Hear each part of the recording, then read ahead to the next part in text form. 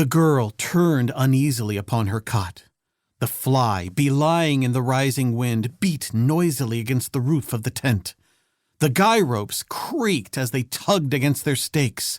The unfastened flaps of the tent whipped angrily. Yet, in the midst of this growing pandemonium, the sleeper did not fully awaken.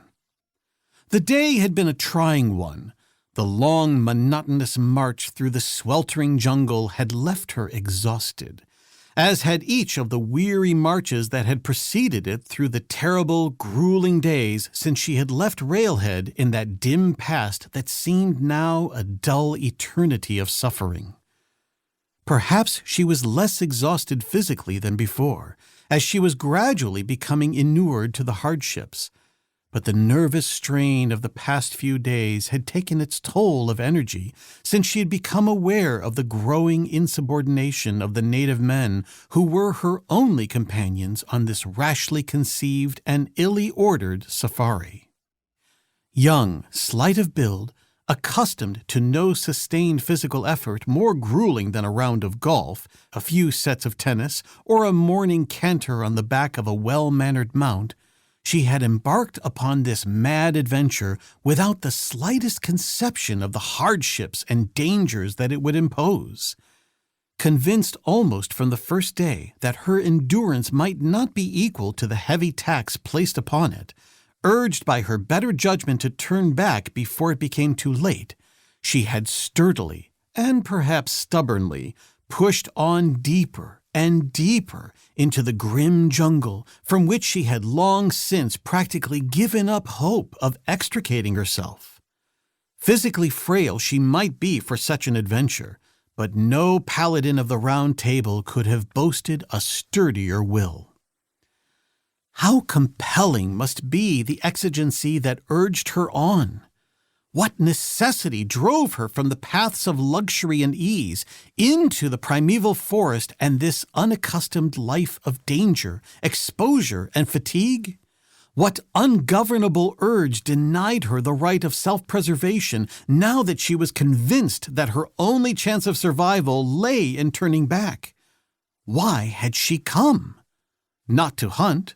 She had killed only under the pressure of necessity for food. Not to photograph the wildlife of the African hinterland. She possessed no camera. Not in the interests of scientific research. If she had ever had any scientific interest, it had been directed principally upon the field of cosmetics.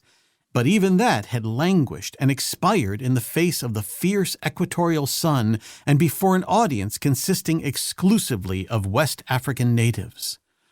The riddle, then, remains a riddle as unfathomable and inscrutable as the level gaze of her brave gray eyes. The forest bent beneath the heavy hand of Usha, the wind. Dark clouds obscured the heavens. The voices of the jungle were silenced. Not even the greatest of the savage beasts risked calling the attention of the mighty forces of nature to their presence. Only the sudden flares of the windswept beast fires illumined the camp in fitful bursts that wrought grotesquely dancing shadow shapes from the prosaic impedimenta of the safari scattered upon the ground. A lone and sleepy Askari, bracing his back against the growing gale, stood careless guard. The camp slept, except for him and one other, a great hulking native who crept stealthily toward the tent of the sleeping girl. Then the fury of the storm broke upon the crouching forest. Lightning flashed, thunder boomed and rolled and boomed again. Rain fell. At first in great drops, and then in solid, wind-sped sheets it enveloped the camp. Even the sleep of utter exhaustion could not withstand this final assault of nature. The girl awoke. In the vivid and almost incessant flashes of lightning, she saw a man entering the tent. Instantly, she recognized him. The great, hulking figure of Golato the headman might not easily be mistaken for another. The girl raised herself upon an elbow. "Is there something wrong, Golato?" she asked. "What do you want?" "You, Kali Bwana,"